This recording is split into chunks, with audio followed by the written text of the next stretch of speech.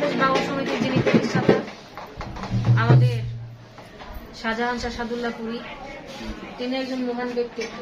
কারণ শিল্পীদের জন্য তিনি যা করে গেছেন তা অপরিসীম। শিল্পীরা কোনোদিনই তার ঋণ শোধ করতে পারবে না। তিনি যা দিয়ে গেছেন তার বিনিময়ে দেওয়ার মতো ক্ষমতা আমাদের নেই। তাই তাকে স্মরণ করে আজকে তার শুভ জন্মদিন, আমরা গানে গানে তাকে আজকে স্মরণ করছি।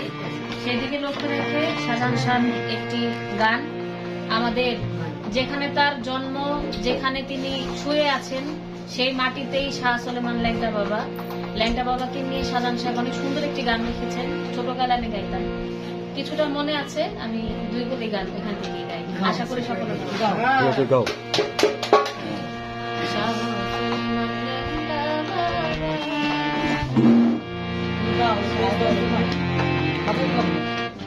শাহ সুলেমান